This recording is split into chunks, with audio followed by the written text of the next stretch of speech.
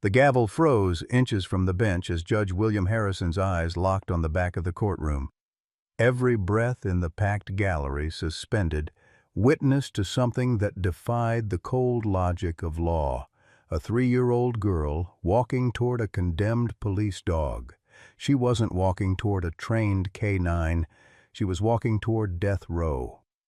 Reporters lowered their cameras, veterans gripped their canes, and Vincent Caldwell's bandaged arm trembled as little Emma Chen moved past the barriers meant to separate the innocent from the dangerous.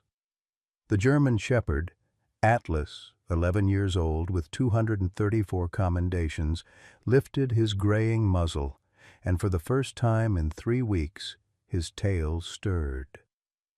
Marcus Brennan's weathered hands clutched his service citation as his partner, dying of cancer no one knew about, recognized the child he'd saved with his last reserves of strength. "Stop her!" someone shouted, but Judge Harrison raised his hand. In 27 years on the bench, he'd never seen anything like this. What would a child whisper to change everything? Marcus Brennan sat in the defendant's chair like a man already at his own funeral. At 68, he'd buried his wife Helen 5 years ago, folded the flag from his son David's coffin 2 years after that, and now watched the last living thing he loved face a judge's verdict. His hands, betraying the early tremors of Parkinson's, gripped the worn leather leash connected to Atlas, though after 11 years together, the leash was more symbol than necessity. Atlas had been 8 weeks old when Marcus first held him, all paws and ears and boundless energy. Now the German Shepherd's muzzle was more gray than black, his once powerful frame diminished by age and something else Marcus had hidden from everyone: terminal lymphoma, diagnosed 6 months ago. The medication cost $600 a month, money Marcus didn't have, not on his pension of $1,847.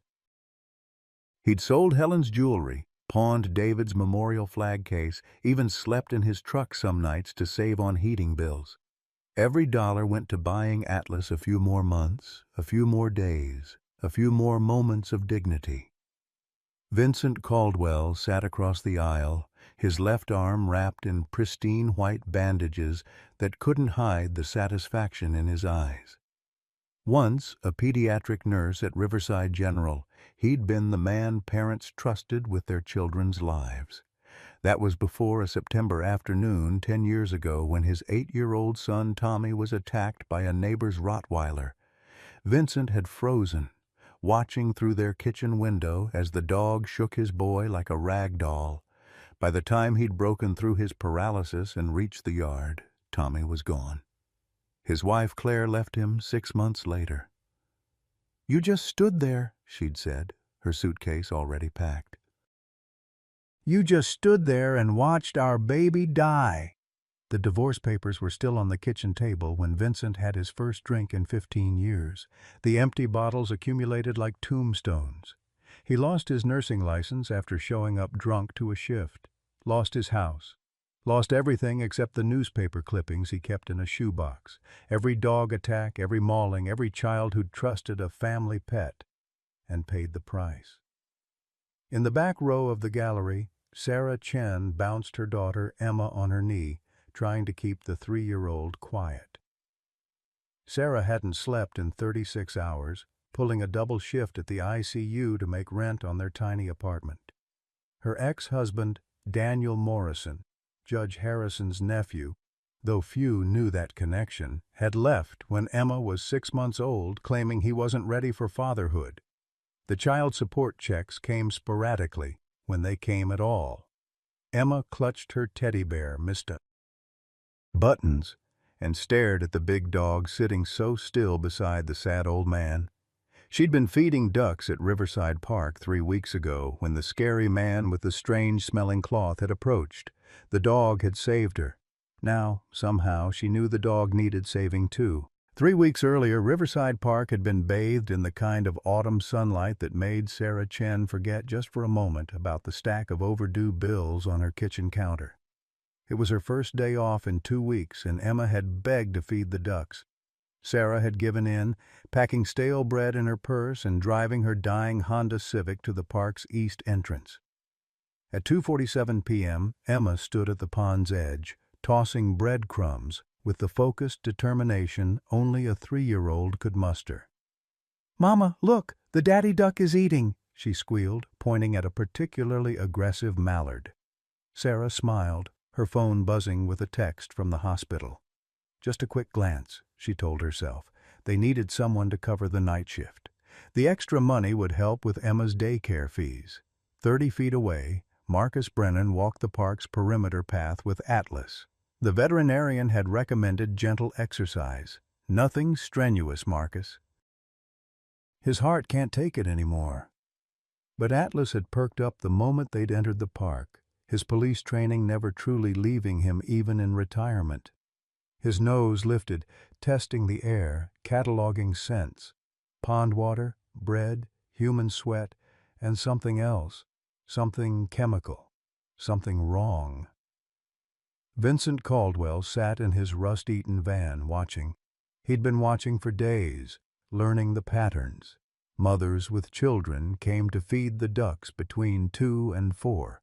They got distracted. They looked at phones, talked to other parents, trusted in the safety of daylight and public spaces, just like he'd once trusted that a fence would keep his Tommy safe. The bag beside him contained everything he needed. Industrial-strength pesticide mixed with meat scraps for the strays he'd been practicing on. But today was different. Today he'd seen the police dog, one of those hero animals the newspapers loved to celebrate. The same kind of dog that made children feel safe, made parents lower their guard.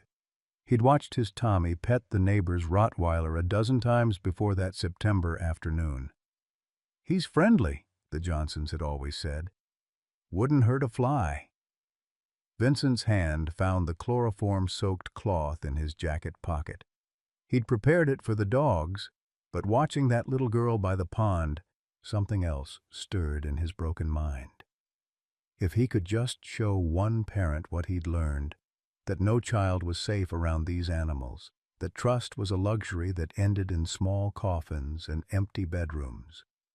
At 2:52 p.m., Vincent approached. His gait was casual, practiced. He'd been a pediatric nurse for 15 years before Tommy died. He knew how to talk to children, how to make them feel safe. "Hello there," he said to Emma, his voice warm despite the cold calculation behind it. "Are you feeding the ducks? I have some special duck food in my van." "Would you like to see?" Sarah looked up from her phone at the exact moment Atlas broke from Marcus's side. 11 years of training, hundreds of hours of drills, thousands of scents cataloged in his memory, it all crystallized in that instant. The chemical smell from Vincent's pocket, the predatory tension in his walk, the way his hand moved toward the child. Atlas's arthritis vanished. His cancer ceased to exist. He became what he'd always been, a protector. The 30 feet between him and Emma disappeared in seconds, his body placing itself between the child and the threat. The growl that emerged from his throat was primal, a warning that transcended species. "Get your damn dog away from me!" Vincent shouted, but his hand was already reaching for Emma, the chloroform cloth partially visible. That's when Atlas struck. Not wildly, not viciously, but with the precision of his training. His teeth found Vincent's forearm, bit once, held for 2 seconds, then released. A textbook takedown even as his body screamed in protest. Vincent stumbled backward, blood seeping through his jacket. "He attacked me! That dog attacked me for no reason!" His performance was immediate, practiced. He'd rehearsed this moment in his mind 100 times, though originally it had been meant for the strays he'd been poisoning in the neighboring county. Sarah scooped Emma into her arms, her medical training recognizing shock in her daughter's wide eyes. The child wasn't crying, just staring at Atlas with something like recognition. "Doggy saved me," she whispered. But Sarah was already running to her car, her own heart hammering with a fear she couldn't name. Marcus reached Atlas just as his partner's legs began to shake. The effort had cost him. Marcus could see it in the way Atlas's breathing labored, the way his head hung low. "Easy, boy, easy," Marcus whispered, but his eyes were on Vincent, who was already pulling out his phone, already spinning his story. "I need an ambulance. A police dog just attacked me unprovoked. I was just walking in the park." Vincent's voice carried across the water, reaching the ears of other park visitors. Some pulled out their phones, started recording. The narrative was already forming, already solidifying into the kind of story that would lead them all to this courtroom 3 weeks later. Margaret Sullivan watched it all from her bench 50 yards away. At 82, most people dismissed her as another senior with dementia, feeding cats and talking to herself. But Margaret's mind had moments of perfect clarity, and this was one of them. She saw Vincent approach the child, saw his hand move toward his pocket, saw Atlas's intervention, saw the truth that would be buried under bureaucracy and bias. The police arrived within minutes. Vincent, blood on his shirt and tears in his eyes, whether from pain or performance no one could say, told his version. Marcus tried to explain, but who would believe him? A grieving old man defending his dying dog? Sarah was gone, terrified of involvement, terrified of her ex-husband's family connections. Margaret shuffled forward, tried to speak, but Officer Daniels, young, eager to follow protocol, gently redirected her. "Ma'am, we'll take your statement later. Why don't you sit down?" Later never came. Vincent filed his report within the hour, complete with photographs of his wound, which he'd deepened in his van's bathroom mirror before the ambulance arrived. By evening, he'd contacted Jonathan Cross, a lawyer known for taking cases against police departments. By the next morning, "Vicious K9 attacks innocent civilian" was trending on local social media. Marcus spent that night sitting on his kitchen floor, Atlas's head in his lap. The dog hadn't eaten his dinner, hadn't even sniffed at the peanut butter Marcus used to hide his cancer medication. They both knew what was coming. In the darkness, Marcus whispered the same promise he'd made to Helen, to David. "I won't let them take your dignity. Not while I'm breathing." 3 weeks later, they sat in a courtroom, waiting for judgment. Vincent had crafted his story perfectly. Sarah had remained silent, terrified. Margaret's testimony had been dismissed. And Atlas, who had saved 89 lives in his career, who had once crawled through broken glass to reach a kidnapped child, who had taken a bullet meant for Marcus 5 years ago, sat accused of being a danger to society. The truth was buried beneath fear and lies and good intentions gone wrong. But truth, as Sarah's grandmother used to say, has a way of surfacing. Sometimes it just needs the right voice to speak it. Sometimes that voice is only 3 years old. The first day of the hearing dawned gray and bitter, matching Marcus Brennan's mood as he helped Atlas into the truck. The German Shepherd moved slowly, each step deliberate, conserving energy he no longer had. Marcus had found him that morning lying beside his food bowl, the kibble untouched. The cancer medication hidden in peanut butter sat rejected on the kitchen counter. "One more fight, boy," Marcus whispered, his trembling hands adjusting Atlas's service collar. "Just give me one more fight." He thought of calling Tommy Rodriguez, David's battle buddy from Afghanistan, but his pride wouldn't let him. Bad enough he'd pawned his son's memorial flag. Bad enough he was down to his last $100 until the pension check came. He wouldn't beg for character witnesses, too. The courthouse steps were slick with morning dew as Marcus half-carried Atlas up them. Each step sent sharp pains through his own arthritic knees, but he didn't stop. Inside, the courtroom was already filling. Vincent Caldwell sat at the plaintiff's table, his attorney Jonathan Cross arranging papers with theatrical precision. Vincent had dressed the part. Conservative suit, fresh bandages on his arm, the perfect image of a victim seeking justice. "Your Honor," Cross began once Judge Harrison gavelled the session to order, "we're here because the city of Riverside has failed to protect its citizens from a clear and present danger. This dog," he pointed at Atlas, "attacked my client without provocation, causing serious injury and lasting trauma." Marcus's public defender, Amy Richards, looked exhausted before they'd even begun.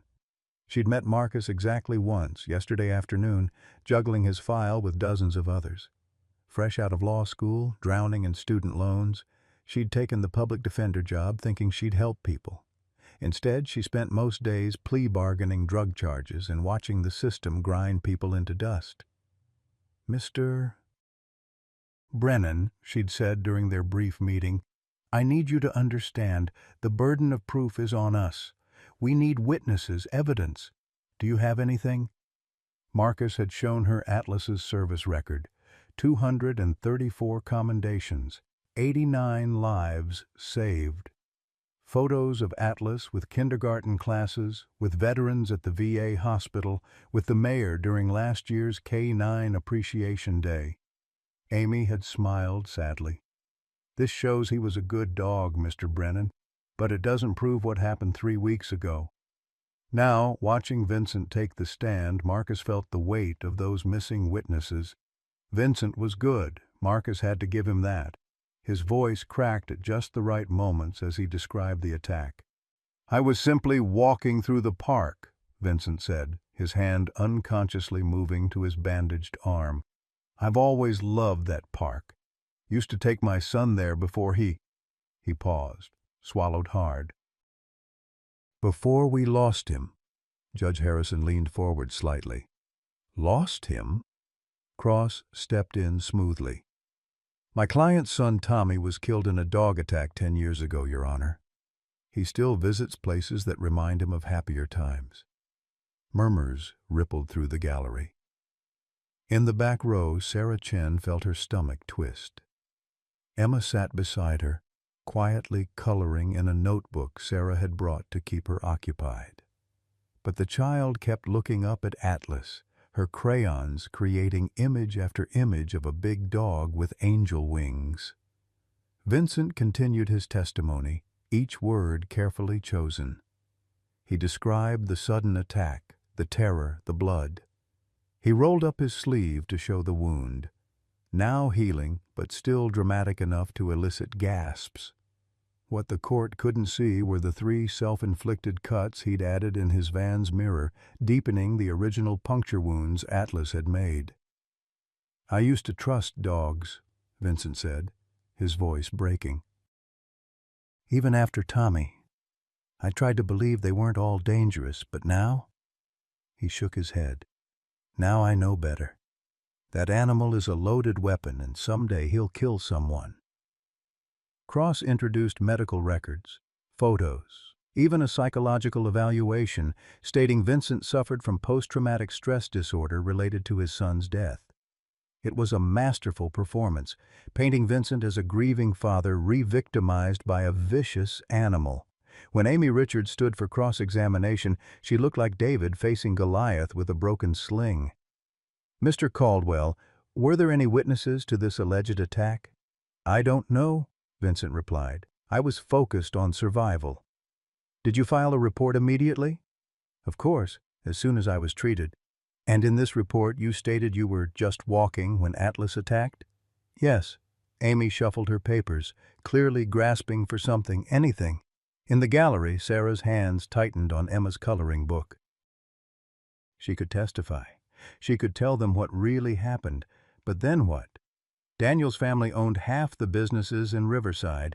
Judge Harrison had attended Daniel's parents' anniversary party last summer. If she got involved, if Daniel decided he wanted custody after all. "No further questions," Amy said, sitting down heavily. The afternoon brought character witnesses for Vincent. A neighbor testified about his community service before his son's death. His former supervisor from the hospital spoke about his dedication to children. Each testimony added another layer to the portrait of a broken man seeking justice.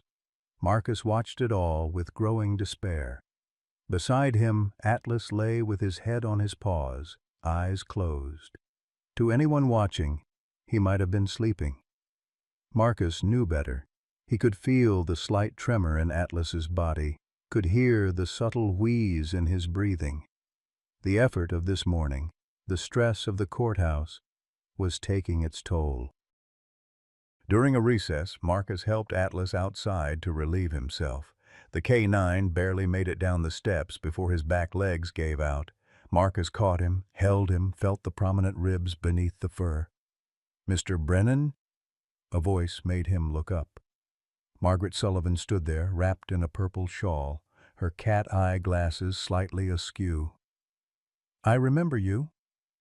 You and your dog found my Chester when he went missing last year." Marcus nodded, remembering the orange tabby they'd tracked to a storm drain. "Mrs. Sullivan." "I was at the park that day," she said, her voice dropping. "I saw what really happened." Hope flared in Marcus's chest. "You did? Would you testify?" Margaret's face crumpled. "They won't let me, dear. My daughter, she's already filed papers saying I'm not competent. Says I have Alzheimer's. If I testify, she'll use it as proof I need to be in a home." She touched Atlas's head gently. "I'm so sorry." But who'd believe a crazy old woman anyway? As she shuffled away, Marcus felt the last of his hope die. Inside the courthouse, he could hear the bailiff calling everyone back. Time for the defense's case. Time to watch Amy Richards try to build a castle with sand. The gallery was fuller now. Word had spread about the grieving father and the vicious police dog. News vans clustered outside. Someone had started a hashtag. #Justice for Tommy. The narrative was set, the ending written. All that remained was the formal pronouncement. Emma looked up from her coloring as they filed back in. She'd drawn Atlas standing between a little girl and a dark shadow. Above Atlas's head, she'd drawn a golden heart. "Mommy," she whispered, "why does everyone think the doggy is bad?" Sarah couldn't answer. Her throat was too tight with guilt and fear, and the knowledge that silence was its own kind of lie. She thought of her grandmother, who'd fled China with nothing but truth and courage. What would Nai say about her granddaughter's cowardice now? Judge Harrison called the court to order. "Miss Richards, is the defense ready to proceed?" Amy stood, her voice steady despite everything. "Your Honor, we'd like to request a continuance. We believe there may be witnesses who haven't come forward." "Objection," Cross interrupted smoothly. "The defense has had 3 weeks to prepare. Justice delayed is justice denied, especially for my client who lives in fear every day that this animal remains free." Judge Harrison's face was impassive. "Objection sustained. Ms. Richards, proceed with your case." Amy's shoulders sagged. She called Marcus to the stand, led him through Atlas's service record, his commendations, his years of faithful service. Marcus's voice grew stronger as he spoke about his partner, about the lives saved, the children protected. But without witnesses, without proof of what happened at the park, it was just an old man's word against documented medical evidence. As the day wore on, the truth seemed to slip further away. Vincent sat with the satisfied air of a man watching dominoes fall exactly as planned. Atlas lay still, occasionally lifting his head when Marcus's voice cracked. Emma continued to color, creating page after page of the same scene, a dog protecting a child, over and over, as if repetition could make the truth visible. The gallery whispered, the cameras rolled, the clock on the wall ticked toward judgment.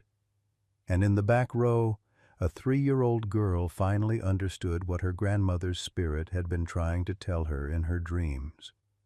Sometimes the smallest voice had to speak the loudest truth. The 48 hours between the first day of testimony and the final hearing passed like a fever dream for Marcus Brennan. Atlas had collapsed completely after returning home from court, refusing even water. Marcus spent the night on the kitchen floor beside him, singing Helen's favorite hymn, Amazing Grace. The same one he'd hummed as cancer took her, the same one the chaplain had sung over David's flag-draped coffin in that distant Afghan valley. "Don't you leave me too," Marcus whispered, his arthritic fingers stroking Atlas's graying coat. "Not yet. Not like this." Across town, Sarah Chen couldn't sleep. Emma had been restless all evening, talking about the sad doggie and the mean man with the scary smell. Sarah had tried to distract her with cartoons, with ice cream, with promises of a trip to the zoo. Nothing worked. Finally, around midnight, Emma had climbed into Sarah's bed and said something that chilled her mother to the bone. "Mama, Niney says the doggie is dying. She says if we don't help, he'll die thinking he did something bad." Sarah didn't believe in ghosts or spirits, but she'd learned long ago not to dismiss her daughter's unusual insights. Emma had predicted her grandfather's heart attack, had known when their neighbor's baby was coming early. Daniel had called it creepy. Sarah called it a gift, the one that frightened her. "We can't get involved, baby," Sarah whispered, hating herself for the words. "Sometimes we have to protect ourselves." Emma's response was pure 3-year-old logic and devastating truth. But the doggie didn't protect himself. He protected me. Unable to bear her daughter's disappointed eyes, Sarah had done something she hadn't done since the divorce. She went for a drive. The streets of Riverside were empty at 2 in the morning, giving her time to think. She found herself at the park, sitting in her car where it had all happened. The pond was still, reflecting the crescent moon. Peaceful.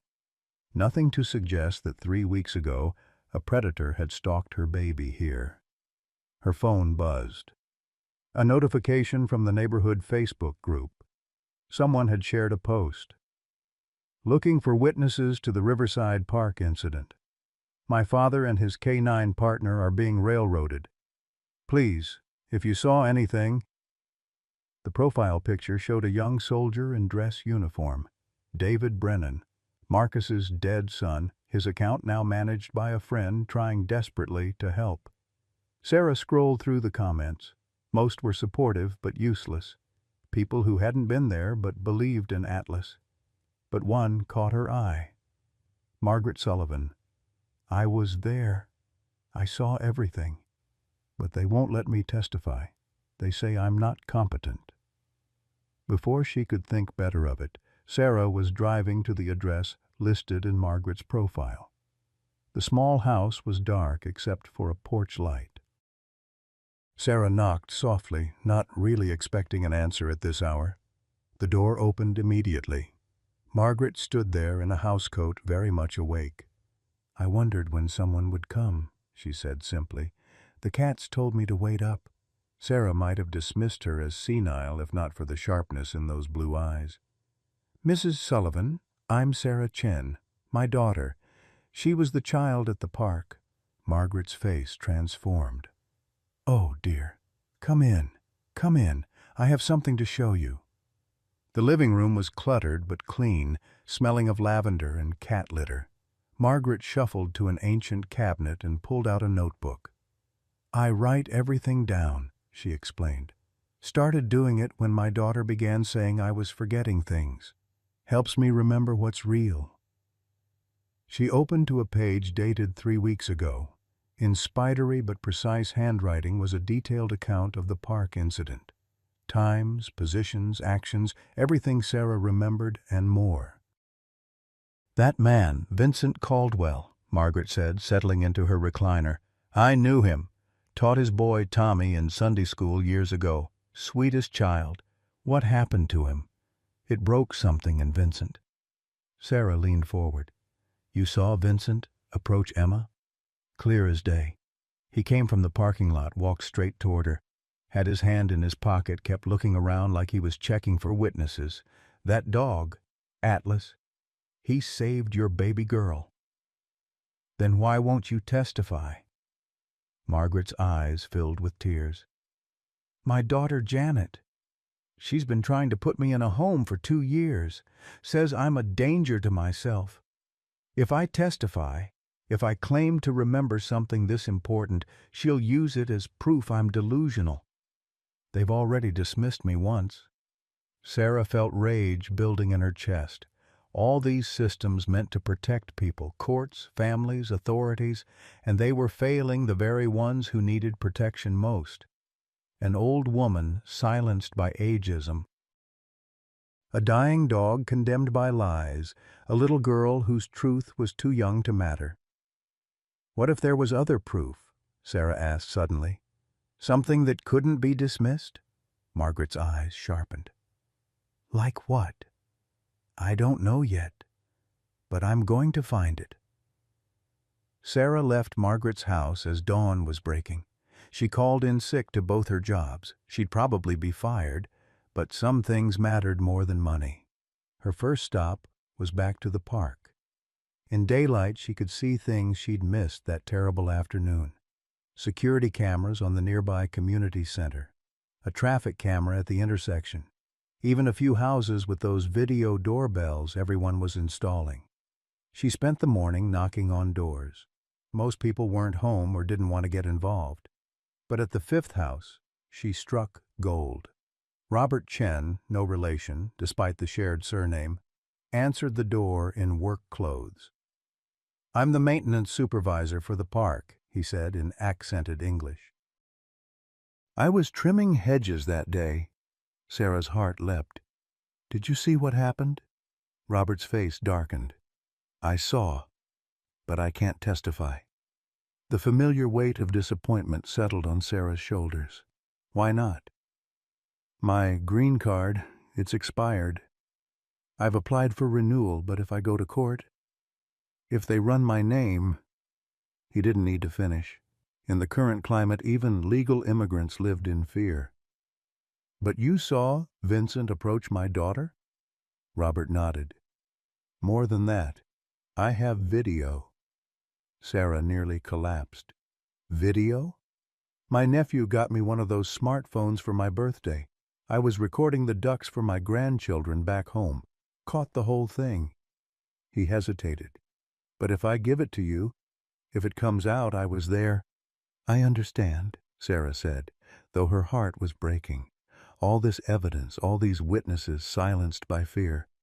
"Could I at least see it? Just so I know I'm not crazy?" Robert led her inside, pulled out an ancient iPhone. The video was shaky, focused mainly on the pond, but in the background, clear as day, was Vincent approaching Emma, his hand in his pocket, the way he looked around. And then Atlas, moving faster than any 11-year-old dog with cancer should be able to move. Sarah watched her daughter nearly get taken, watched Atlas save her, watched Vincent's performance after the bite. Her hands shook with rage and relief. "Please," she begged, "let me have this. I won't say where it came from." Robert looked torn. "My family. That dog is dying," Sarah said. "He saved my baby and now he's dying thinking he did something wrong. Please." After an eternal moment, Robert forwarded the video to her phone. "I was never here," he said. "You never met me." Sarah's next stop was the veterinary hospital where she'd noticed Atlas's records were kept. She knew from her ICU experience that medical privacy laws were strict, but she also knew that every system had people willing to bend rules for the right reasons. Dr. Patricia Wells was examining a golden retriever when Sarah arrived. "I can't discuss patient information," Dr. Wells said when Sarah explained why she was there. "I'm not asking you to," Sarah replied. "I'm asking you to do what's right. That dog saved my daughter. Now he's being condemned to die. If there's anything that might help." Dr. Wells finished with the retriever, sent the owner to the waiting room. "You're the mother? The one from the park?" Sarah nodded. The vet seemed to wrestle with herself. Finally, she spoke.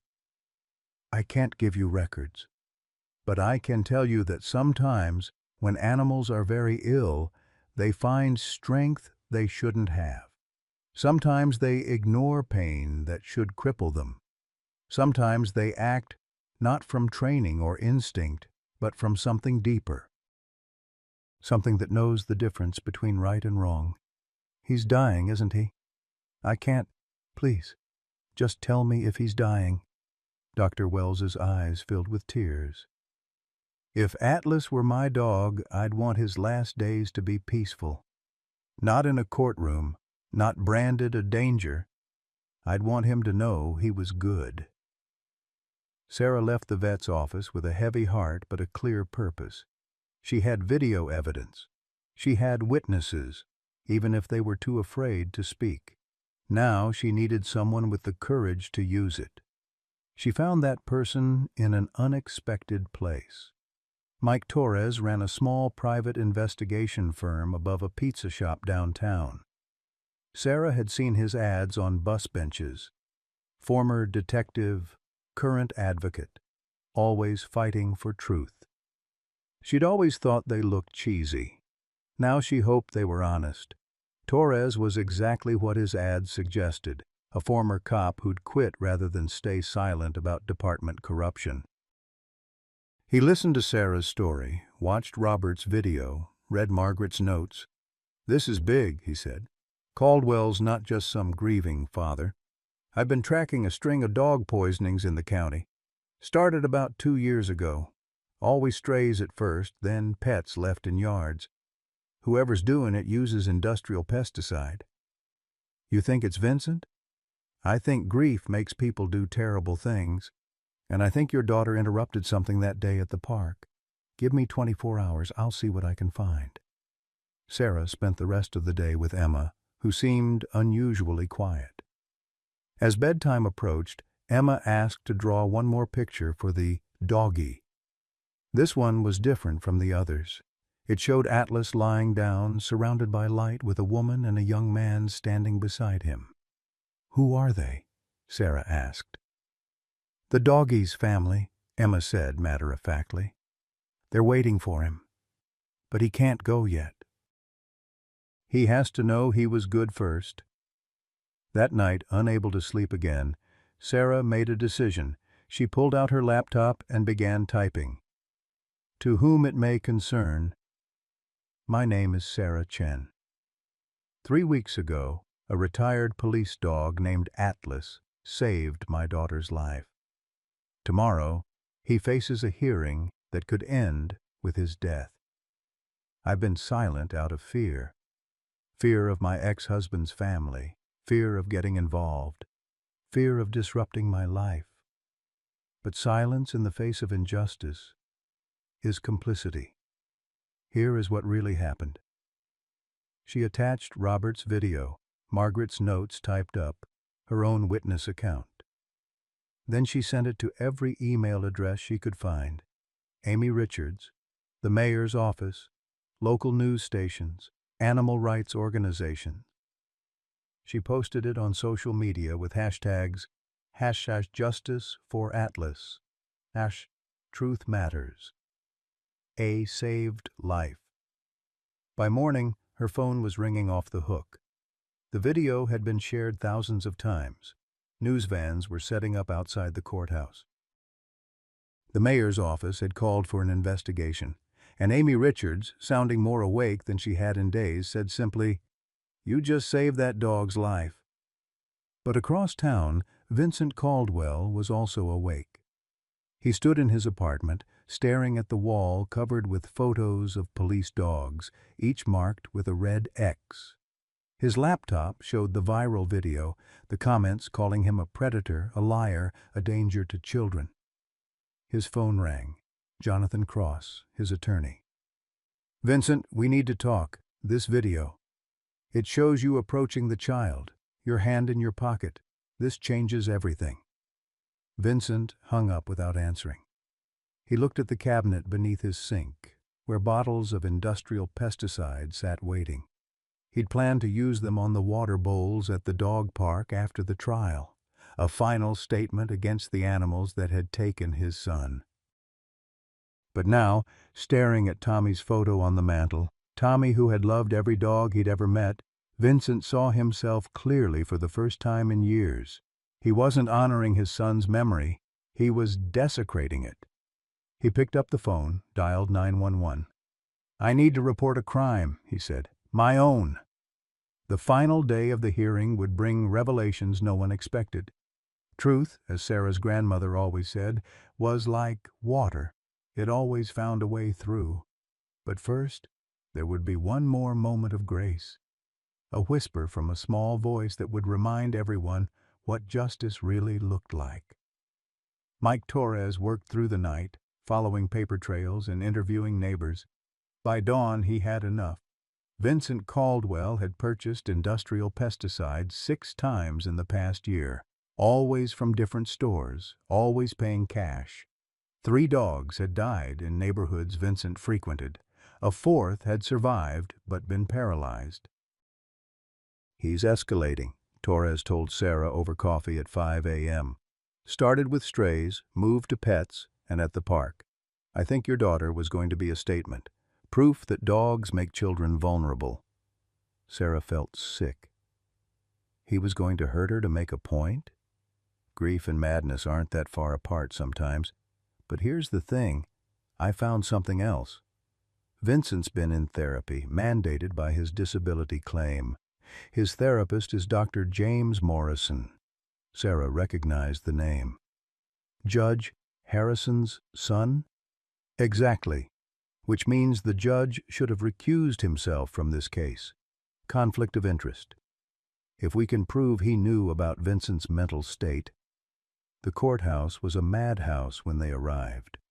Protesters with signs reading "Save Atlas" faced off against a smaller group supporting Vincent. News crews jockeyed for position. Through it all, Marcus carried Atlas up the steps one more time. The dog could barely lift his head, but his tail moved slightly when he caught Emma's scent in the crowd. Inside, Judge Harrison looked deeply uncomfortable. The viral video had changed everything. His bailiff whispered urgently in his ear, something about the mayor, the police chief, an emergency meeting. "Your Honor," Amy Richards stood, energized by the overnight developments. "The defense moves to submit new evidence." "Objection!" Cross was on his feet. "This is ambush tactics." "Sustained." Harrison's voice was sharp. "Ms. Richards, evidence should have been submitted." "Your Honor," a new voice interrupted. Vincent Caldwell stood at the plaintiff's table, his face gray. "I need to say something." The courtroom fell silent. Vincent's hands shook as he pulled out a folded paper. "I wrote this last night after seeing the video, after realizing what I've become." He unfolded the paper with trembling fingers. 10 years ago, my son Tommy died because I froze. I watched through a window as a dog killed him and I couldn't move, couldn't save him. My wife left me, my life ended. And somewhere in that darkness I decided that if I couldn't save Tommy, I could save other children by making sure they never trusted dogs. Gasps rippled through the gallery. Cross grabbed Vincent's arm, hissing legal warnings, but Vincent shook him off. "I've poisoned 13 dogs in the past 2 years. I kept a journal. Names, dates, locations. It's all at my apartment." His voice broke. "That day at the park, I brought chloroform. I told myself it was for strays. But when I saw that little girl, so trusting, just like Tommy used to be, I wanted to prove that dogs were dangerous. I was going to take her, just for a moment, just to show that the dog wouldn't protect her. But Atlas knew. Somehow, he knew what I was before I did." The courtroom erupted. Judge Harrison gavelled frantically for order. Camera flashes created a strobe effect. Through it all, Atlas lifted his head, looking directly at Vincent. "I'm sorry," Vincent whispered to the dog. "You did what I couldn't. You protected a child. You're what I should have been." FBI agents, apparently alerted by Vincent's 911 call, entered the courtroom. As they led Vincent away in handcuffs, he stopped beside Marcus. "Take care of him," he said. "Let him know he's good." Judge Harrison, visibly shaken, called a recess. When court reconvened an hour later, a different judge had taken the bench. Harrison had recused himself, citing personal connections to the case. The new judge, Andrea Coleman, reviewed the evidence quickly. The video, Vincent's confession, Atlas's service record. Margaret Sullivan, given courage by the turn of events, testified clearly and precisely. Even Robert Chen, inspired by Sarah's bravery, came forward with his footage. But the most powerful moment was yet to come. Judge Andrea Coleman had been on the bench for 15 years, but she'd never seen a courtroom transform like this. What had begun as a liability hearing had become something else entirely, a reckoning with truth, loss, and the courage found in the most unexpected places. The gallery was packed beyond capacity, people standing along the walls, spilling into the hallway where speakers had been set up to broadcast the proceedings. "Given Mr. Caldwell's confession and the new evidence presented," Judge Coleman said, her voice carrying the weight of the moment, "it's clear that Atlas acted in defense of a child. However, I understand there are additional witnesses who wish to be heard." Amy Richards stood, her exhaustion replaced by determination. "Your Honor, the defense requests permission for Emma Chen to approach Atlas. Her mother has agreed, and we believe—" "A 3-year-old child?" Prosecutor Cross interrupted, though his heart was no longer in it. "Your Honor, this is highly irregular." "Mr. Cross," Judge Coleman replied, "everything about this case has been irregular. I'll allow it, with supervision." Sarah's hands trembled as she lifted Emma from her seat. The little girl clutched Mr. Buttons, her teddy bear, and looked around the courtroom with those distinctive dark eyes that seemed to see more than they should. She wore a yellow sundress with tiny sunflowers, her hair in pigtails tied with matching ribbons. The contrast between her innocence and the gravity of the moment made several jurors wipe their eyes. "Remember what we talked about, baby?" Sarah whispered. "Just tell the truth." Emma nodded solemnly. As Sarah set her down, the courtroom held its collective breath. The little girl took one step, then another, her light-up sneakers flashing pink with each movement. Atlas, who had been lying with his head on his paws, suddenly lifted his muzzle. His clouded eyes found her immediately, and his tail, still despite everything, began to move. Marcus felt Atlas try to stand and gently pressed him back down. "Easy, boy. Let her come to you." The distance between Emma and Atlas couldn't have been more than 20 feet, but it felt like miles. Every eye tracked the child's movement. The court reporter's fingers hovered over her keys. Even the bailiff, a veteran of 30 years who'd seen everything, found himself leaning forward. Emma stopped 3 feet from Atlas. For a moment, child and dog simply looked at each other. Then Emma did something that would be remembered long after the legal documents were filed away.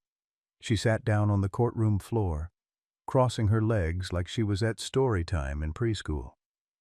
"Hi, doggy," she said, her voice carrying in the silence. "Do you remember me?" Atlas's tail thumped once against the floor. Twice. His whole body seemed to quiver with the effort of restraining himself, the police training that said, "Stay," warring with every instinct that said, "Protect." Judge Coleman leaned forward. "Emma, sweetheart, do you remember this dog?" Emma nodded, never taking her eyes off Atlas. "He saved me from the scary man. The man had the bad smell, like the medicine that made Grandpa's flowers die." Several jurors exchanged glances. Industrial pesticide, exactly what Vincent had confessed to using. "What did the dog do?" Judge Coleman asked gently. "He runned really fast," Emma said, her grammar imperfect but her memory clear. "Faster than when Daddy used to run with me. He got between me and the scary man. He was like," she held up her teddy bear, "like Mr. Buttons but real, a protector." "Were you scared of the dog?" Emma shook her head emphatically. "No, the doggie was scared. I could see it. He heard it." She pointed to her legs. "Here, but he still saved me, Doctor." Patricia Wells, watching from the gallery, bit her lip. The child had noticed Atlas's arthritis, the way he'd pushed through pain that should have crippled him. "Emma," Judge Coleman continued, "is there something you want to say to Atlas?" Emma scooted closer on her bottom, now within touching distance of the German Shepherd. She reached out one small hand, hesitating just inches from his gray muzzle. Atlas remained perfectly still, but his eyes, those clouded, tired eyes, never left her face. "Can I whisper?" Emma asked. "Sometimes important things need to be whispered." Judge Coleman nodded. The courtroom seemed to hold its breath as Emma leaned forward, placing her tiny hands on either side of Atlas's face. The microphone on the defense table picked up some of what followed, but not all. Those closest heard fragments. "Good boy. Thank you. Angels, Grandma says." But it was what happened next that broke the courtroom's composure entirely. Atlas, who had been still as a statue, suddenly pressed his great head into Emma's small chest, a soft whine escaping him. His whole body shuddered, not with pain or fear, but with something deeper: recognition, validation, the knowledge that he had done his duty, and it had been seen. Emma wrapped her arms around his neck, burying her face in his fur. "See?" she said, her voice muffled but clear. "He's not bad. He's the goodest boy, just like Grandma said." Marcus lost his battle with composure. Tears streamed down his weathered face as he watched his partner, his last family, receive the one thing he'd needed: absolution from the child he'd saved. Beside him, Amy Richards was openly crying. In the jury box, a veteran with a service dog pin on his lapel saluted sharply. "Mrs. Chen," Judge Coleman said, her own voice thick with emotion, "what did your daughter just whisper?" Sarah stepped forward, her professional composure as a nurse finally cracking. She said, "My grandma in heaven says, you're the goodest boy. She says Tommy wants to say thank you. She says your mommy and daddy are waiting, but you had to know you were good first." The gallery erupted. Someone shouted, "How could she know about Tommy?" Others were sobbing openly. Vincent Caldwell, watching from custody, put his head in his hands and wept. Not tears of self-pity this time, but genuine grief for what his pain had almost destroyed. Judge Coleman gavelled for order, but gently. "Emma, how do you know about Tommy?" Emma looked up from hugging Atlas, her face serene in that way only children can manage. "Grandma shows me things sometimes, in dreams. She showed me the sad man's little boy. Tommy's not mad at the doggie. He's mad at his daddy for hurting other doggies." "Objection!" Cross stood automatically, though his heart wasn't in it. "Your Honor, this is overruled," Judge Coleman said firmly. "Mr. Cross, sometimes the law must make room for truth, wherever it comes from." Atlas tried to stand then, his body shaking with effort. Marcus moved to help him, but the dog's determination was absolute. On legs that should have failed him, Atlas stood and did something he'd been trained never to do in court. He moved without permission. Step by agonizing step, he walked to the judge's bench. "Bailiff," Judge Coleman said quietly, "let him approach." Atlas reached the bench and, with the last of his strength, performed his final act of service. He sat, perfectly straight despite the pain it must have caused, and raised one paw in the gesture he'd been taught at the academy, the salute of a police dog reporting for duty. Judge Coleman reached down and took the offered paw, tears streaming down her face. "Good boy," she said clearly. "Duty fulfilled." Atlas held the position for 3 seconds, the trained duration, then his legs gave out.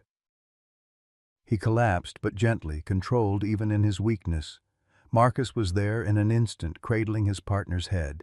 "Your Honor," Marcus said, his voice breaking, "I need to take him. He needs—" "This court is in emergency recess," Judge Coleman announced. "Mr. Brennan, take your partner. Get him help. We'll reconvene if—" She couldn't finish the sentence. As Marcus lifted Atlas, the once powerful dog now light as a puppy in his arms, Emma broke free from her mother again. She ran to them, pushing Mr. Buttons into Atlas's failing grip. "For when you get scared," she said simply, "Mr. Buttons helped me. Now he can help you."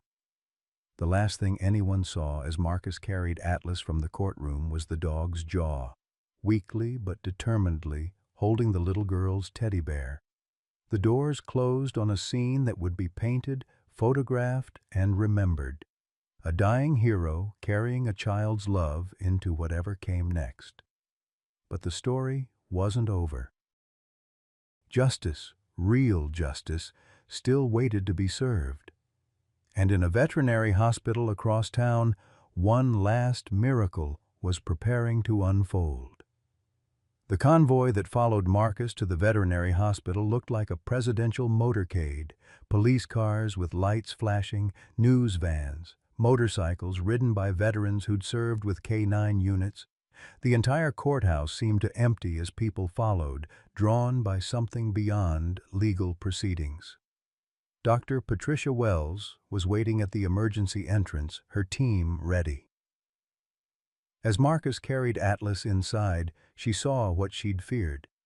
The dog was in cardiac arrest, his body finally succumbing to the cancer that had been eating him alive. "Treatment room 1, she ordered, though her eyes told a different story. This wasn't about treatment anymore. This was about dignity. In the waiting room, a remarkable scene unfolded. Police officers stood at attention. Veterans saluted. Emma sat in her mother's lap, clutching a picture she'd drawn on a napkin during the ride, Atlas with wings, flying toward a bright light where 2 figures waited. "Is the doggy going to heaven?" she asked Sarah. Sarah, beyond pretense now, nodded. "I think so, baby. I think he's going home." The veterinary hospital's emergency room had seen countless tragedies, but nothing quite like this. Dr. Patricia Wells worked with practiced efficiency, her hands steady, even as her heart broke. Atlas lay on the steel table, his breathing shallow and labored, each rise and fall of his chest a monumental effort. The monitors showed what she already knew. His heart was failing, overwhelmed by tumors that had spread like wildfire through his noble body. "Marcus," she said gently, "we need to talk about options." Marcus stood beside the table, his trembling hand never leaving Atlas's head. He'd aged a decade in the last hour, his face gray beneath the harsh medical lights. "Just tell me straight, Doc. How long?" "Without intervention, maybe an hour. With aggressive treatment." She paused, choosing her words carefully. "We could try surgery, but at his age, with the cancer this advanced, he might not survive the anesthesia. Even if he did, we're talking about days, maybe a week, and they wouldn't be good days." Marcus's jaw worked silently. He thought of Helen in her hospital bed, tubes and machines keeping her body functioning long after her spirit had fled. He'd promised her then, no heroic measures, no prolonging the inevitable. "Quality over quantity," she'd whispered, and he'd held her hand as she slipped away peacefully. "No surgery," he said, his voice rough. "But can you give us time? Just enough to say goodbye properly?" Dr. Wells nodded. "We can manage his pain, help his breathing, make him comfortable. How much time do you need?" "An hour," Marcus said. "Maybe 2. There are people who need to see him. Others, like him who need to say goodbye. As Dr. Wells administered medication to ease Atlas's breathing, the waiting room continued to fill. Word had spread through the law enforcement community like wildfire. Canine units from 5 counties were arriving, their handlers in uniform, their dogs sensing the solemnity of the occasion. Sarah Chen sat with Emma near the window, watching the impromptu gathering. Emma had stopped asking when she could see Atlas again, seeming to understand with that uncanny wisdom children sometimes possessed, that waiting was all they could do now. "Mommy," Emma said quietly, "is Mr. Marcus sad?" "Very sad, baby. Atlas is his best friend." Emma considered this, then slipped off her mother's lap. Before Sarah could stop her, she walked to where Marcus had emerged from the treatment room, his shoulders bowed with grief. "Mr. Marcus?" Emma's voice was small but clear. "Do you want to see my picture?"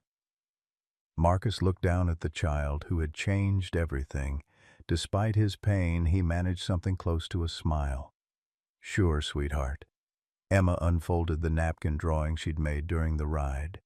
It showed Atlas, young and strong, running through clouds. Beside him were 2 figures, a woman with kind eyes and a young man in uniform. "That's his family," Emma explained. "They're waiting for him, but they're not in a hurry. They know he has important things to do first." Marcus's breath caught. Helen's eyes, David's uniform. How could this child know? "Emma, how did you—" "I dreamed them," Emma said simply. "The lady has pretty singing. The soldier man is proud of his daddy." Marcus dropped to his knees, pulling the little girl into a fierce hug. "Thank you," he whispered. "Thank you for seeing him, for saving him, for knowing he was good." The double doors opened, and Dr. Wells appeared. "He's stable for now. You can bring people in, but small groups, please. He doesn't have the strength for too much stimulation." What followed was a procession unlike anything the hospital had ever seen. Canine officers entered in pairs, their dogs walking with unusual solemnity. Each handler stopped at Atlas's side, speaking quietly, their dogs touching noses with their fallen brother. Some left challenge coins on the table, others simply saluted. Rex, a young German shepherd still in training, whined softly and laid his favorite tennis ball beside Atlas. Thor, a Belgian Malinois who'd served in Afghanistan, stood at attention for a full minute before his handler led him away with tears in his eyes. Between the official visits, civilians came too. Mrs. Martinez, whose daughter Atlas had found during a diabetic episode 3 years ago. Tom Bradley, the bank security guard Atlas had shielded during a robbery. Each had a story, a moment when Atlas had been the difference between tragedy and relief. Vincent Caldwell arrived in custody, shackled but allowed this moment by a judge who understood that justice sometimes meant more than punishment. He stood in the doorway, unable to enter, unable to look away. "I'm sorry," he said to the room, to Atlas, to the universe. "I'm so sorry. You were everything I should have been that day. You did what I couldn't." Atlas's tail moved slightly, the only acknowledgement he could manage. Vincent broke down completely, and his guards gently led him away. He would serve time for the poisonings, but more importantly, he would serve the community, working with a program that taught children dog safety, turning his tragedy into prevention. As the afternoon wore on, Atlas's breathing grew more labored despite the medication. Dr. Wells pulled Marcus aside. "It's time," she said gently. "His body is shutting down. We can keep him comfortable, but—" Marcus nodded. He'd known this moment was coming from the second Atlas collapsed in the courtroom. "Can you give me 15 more minutes? There's one more goodbye." Emma entered with Sarah, still clutching Mr. Buttons. The emergency room, usually a place of frantic energy, was hushed. Atlas lay on a soft blanket now, IV lines providing pain relief, oxygen helping each breath. His eyes were closed, but his ears twitched at the sound of Emma's voice. "Hi, good boy," Emma whispered, approaching slowly. "I brought Mr. Buttons. Remember? You were being brave for me." Atlas's eyes opened, finding her immediately. With effort that must have cost him everything, he lifted his head slightly. Emma placed Mr. Buttons beside him, then did something that surprised everyone. She began to sing. It was a Chinese lullaby her grandmother had sung, the words meaningless to most in the room, but the melody universal. A song of comfort, of letting go, of love that transcends ending. As her small voice filled the room, Atlas's breathing eased. His eyes, clouded with pain and age, seemed to clear. He looked at Emma, at Marcus, at the room full of people who'd come to honor him. Then, with the tiniest sigh, he closed his eyes and rested his head on Mr. Buttons. "He's not scared now," Emma said to Marcus. "He knows he was the goodest boy." Marcus held his partner as Dr. Wells checked the monitors. Atlas's heart rate was slowing, his breathing becoming shallower, but there was no distress, no struggle, just a gentle fading, like a sunset after a long day's work. "You did good, boy," Marcus whispered, his tears falling freely now. "You did so good. Helen's waiting. David, too. Go on now. Go home." At 4:47 p.m., surrounded by those who loved him, with a child's teddy bear beneath his noble head and her song in his ears, Atlas took his final breath. The monitors went quiet. The room fell silent except for the sound of quiet weeping. But in that silence, something remarkable happened. Every canine in the building, 23 in total, lifted their heads and howled. Not the mournful sound of loss, but something else. A salute, a farewell, a promise to carry on the work. Emma looked up at her mother. "They're saying goodbye," she said. "They're telling him he can rest now." Dr. Wells quietly noted the time, then stepped back to allow the grieving their moment. Marcus stayed with Atlas, unwilling to let go, whispering stories of their years together. The time Atlas found 3 kilos of cocaine hidden in a car door. The night he'd tracked a lost child through a snowstorm. The morning he'd taken a knife meant for Marcus. "You were my partner," Marcus said. "My brother, my son, after David died, my reason to get up when Helen left. You saved me as many times as you saved others." An hour passed before Marcus finally stood, his hand resting one last time on Atlas's still form. "Take care of him," he said to Dr. Wells. He deserves the best." "He'll be treated with full honors," she assured him.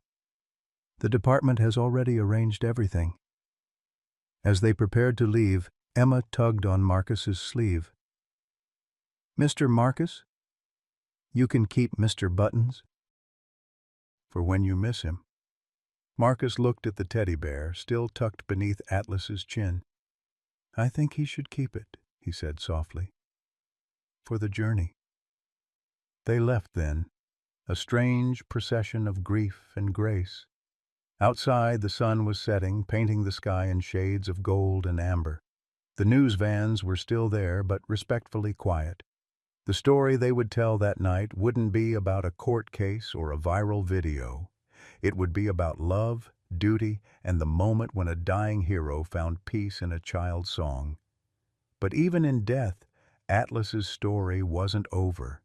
His legacy would ripple outward in ways no one could have imagined, touching lives and changing laws. The goodest boy would save more lives from beyond than most could hope to save in life. And somewhere in heaven, if such a place exists for noble hearts regardless of species, a German shepherd was young again, running free, finally home. The morning after Atlas died, Riverside woke to a transformed world.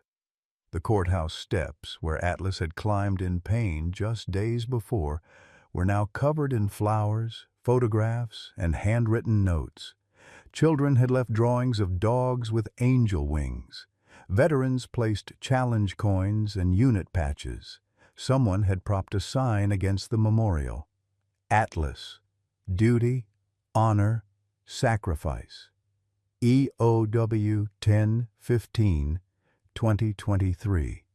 Judge Andrea Coleman arrived early, stepping carefully through the tributes. In her chambers, she found a different kind of memorial, a stack of legal documents 3 inches thick. Overnight, attorneys across the state had worked pro bono to draft legislation. The Atlas Law, they called it. Protection for retired service animals. Mandatory health care. Penalties for those who would harm them. At 9 a.m. sharp, she reconvened the hearing, though it felt more like a memorial service. The courtroom was packed again, but the energy had shifted from tension to something closer to reverence. Marcus Brennan sat in the same chair, but alone now. The empty space beside him seemed to echo with absence. "Before we proceed," Judge Coleman began, "this court acknowledges the passing of K-9 Officer Atlas, badge number K247. Let the record show he died in the line of duty, protecting and serving until his final breath." The bailiff, a former Marine, called out, "All rise for the final roll call." The ceremony was usually reserved for human officers, but no one questioned it. Not today. "K-9 Atlas," the bailiff called. Silence. "K-9 Atlas, badge number K247. Deeper silence. "K-9 Officer Atlas, status?" Marcus stood, his voice breaking but clear. "K-9 Atlas, badge number K247, end of watch October 15th, 2023. He was a good boy."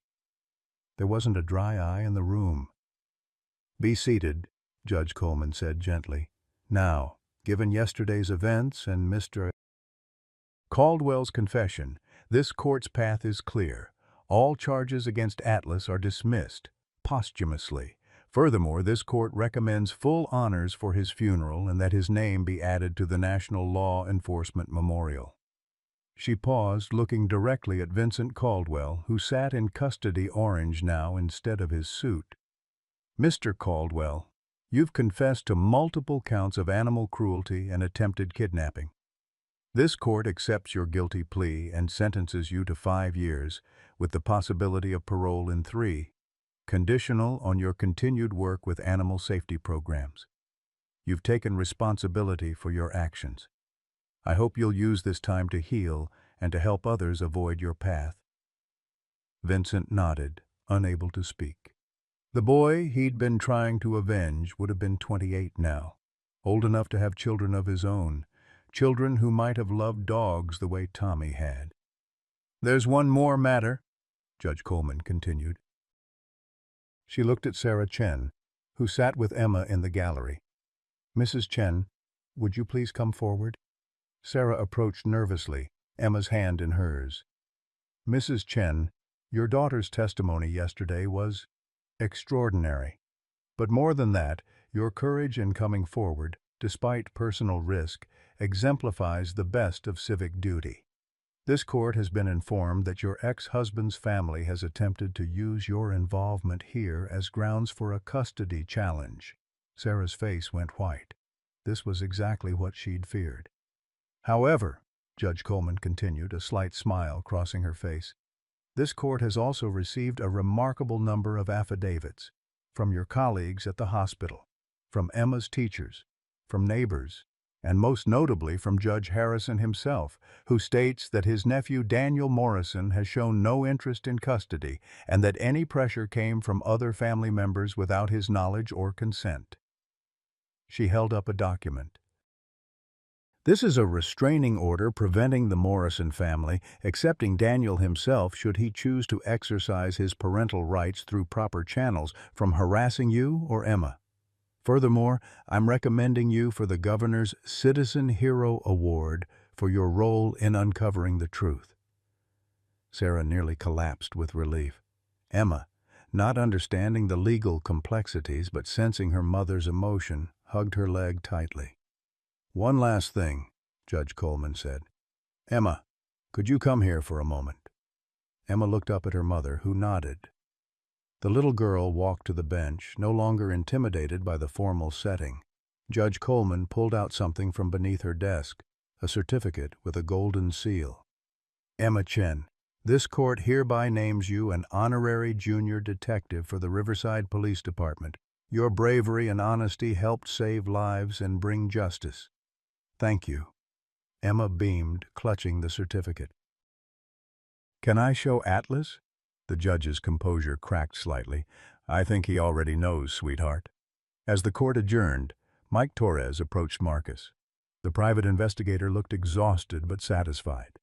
"Mr. Brennan, I've been authorized to tell you something. Last night, the FBI raided 17 locations across 5 states based on Vincent's confession and the evidence we uncovered.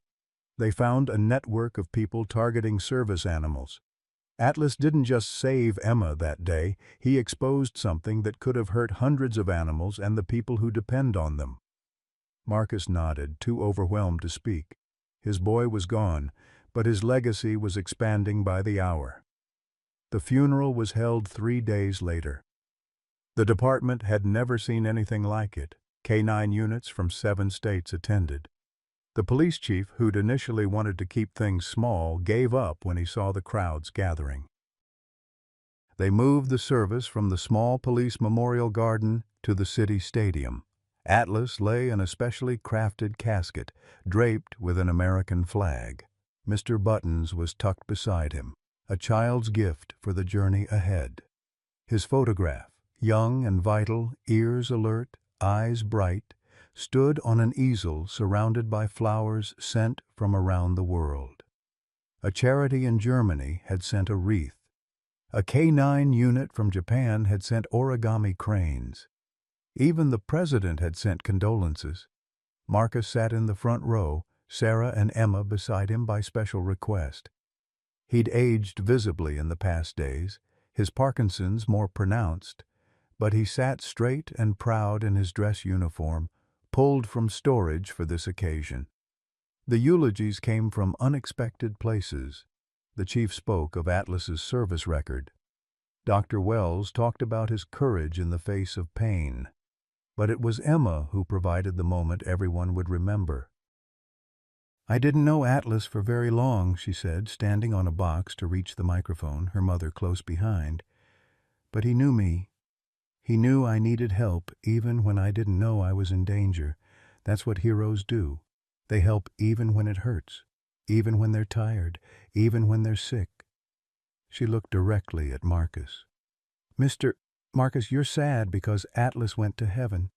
But you know what? He's not alone. He has my grandma to keep him company, and your wife, and your son. And you know what else? He's young again.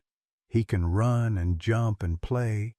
And someday, when you're very old, you'll see him again. And he'll be waiting, tail wagging, ready to walk with you forever." The stadium fell silent, except for the sound of quiet weeping. A 3-year-old had captured the essence of loss and hope better than any adult could. As the service concluded, the honor guard lifted Atlas's casket. The procession moved slowly through the streets of Riverside, thousands lining the route. Some saluted, some threw flowers, some simply stood witness to the passing of a hero. At the cemetery, as they prepared to lower the casket, something unexpected happened. A butterfly, unusual for October, landed on the flag. It sat there, wings slowly moving as the final prayers were said. When the flag was folded and presented to Marcus, the butterfly circled once around Emma's head before disappearing into the afternoon sky. "See?" Emma whispered to her mother. "He's okay now." The truth had many layers and justice many forms, but in the end, it came down to this: A good dog had lived, served, protected, and died knowing he was loved. His story had changed laws, exposed criminals, and reminded a community what heroism looked like.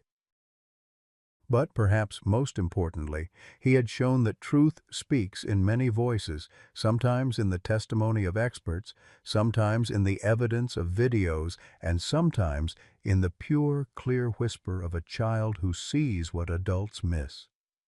Atlas was gone, but he would never be forgotten, and somewhere in whatever comes after, a German shepherd ran free, forever young, forever good, forever home. 6 months later, spring had come to Riverside with unusual gentleness. The park where it all began now bore a new name, Atlas Memorial Park, and at its heart stood a bronze statue that captured a moment frozen in time. A German shepherd standing protectively before a small child, muscles tense with purpose, eyes alert with duty. Marcus Brennan sat on the bench facing the statue, his trembling hands wrapped around a cup of coffee. The Parkinsons had progressed, but he came here every morning without fail, sometimes alone, sometimes with company. Today, Emma Chen ran circles around the statue's base, her laughter bright as church bells. "Mr. Marcus," she called out, now 4 and full of opinions. "Look what I made at school." She held up a drawing. Atlas with wings, of course, but now surrounded by other dogs, all wearing halos. "These are all the dogs Atlas is teaching in heaven. He's showing them how to be brave."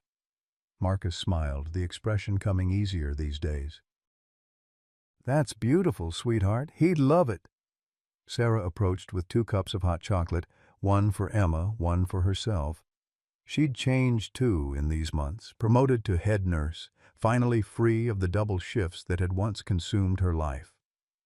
The Governor's Citizen Hero Award had come with a scholarship fund for Emma's education, lifting one more burden from her shoulders. "Any news?" she asked, settling beside Marcus on the bench. He pulled out a letter, official stationery with the state seal. "The Atlas Law passed final reading yesterday, unanimous vote. Every retired service animal in the state will have guaranteed medical care, housing protection, and legal status equivalent to active duty animals." His voice caught. He did it. Even gone, he's still protecting others. They sat in comfortable silence watching Emma play. Other families had arrived, children running with their dogs, the park alive with the joy Atlas had died protecting. Near the statue's base, fresh flowers appeared daily. People still remembered, still cared. "Vincent wrote again," Marcus said quietly. "From the program. He's working with 30 kids now, teaching them dog safety. Says Tommy would have been proud." Sarah nodded. She'd forgiven Vincent months ago, understanding that grief could twist love into something monstrous. Healing happens in strange ways. A van pulled up to the park's edge, and Dr. Patricia Wells emerged with a special passenger. The German Shepherd puppy was all ears and paws, 8 weeks old and full of possibility. She'd called Marcus the week before. One of Atlas's brothers had sired a litter, and there was one pup that reminded her of Atlas. Same markings, same alert intelligence, same gentle spirit. "I can't," Marcus had said initially. "I'm too old, too sick." "That's why you need him," Patricia had replied. "Not to replace Atlas, to honor him." Now, watching the puppy tumble from the van, Marcus felt something shift in his chest. The pup saw him immediately and, with the mysterious instinct dogs possess, walked straight to him. No fear, no hesitation, just recognition. "What will you call him?" Sarah asked. Marcus watched as Emma squealed with delight, dropping to her knees as the puppy licked her face. He thought of Atlas, of Helen, of David, of all the love that had passed through his life and left its mark. "Hope," he said simply. "I'll call him Hope." Dear friends, if this story touched your heart, you're not alone. Many of us have loved and lost a faithful companion who gave us unconditional love when the world felt cold. Whether it was a dog who waited by the door every evening, a cat who sensed our tears, or simply the memory of a wet nose and wagging tail that got us through our darkest days after losing a spouse or saying goodbye to children grown and gone. Atlas's story reminds us that love doesn't end with goodbye. It transforms into legacy, into kindness passed forward, into the courage to open our hearts again despite the fear of future loss. Marcus found purpose in his pain, and little Emma showed us that wisdom often comes from the youngest voices. Perhaps you're sitting with your own faithful friend right now, or maybe you're thinking it's time to visit that shelter you've been driving past. Either way, know this: it's never too late for love, never too late for hope, and never too late to be someone's hero. What beloved pet changed your life when you needed it most? Is there a four-legged friend waiting for you to take that leap of faith again? Please share your story below. Your words might be exactly what someone else needs to hear today.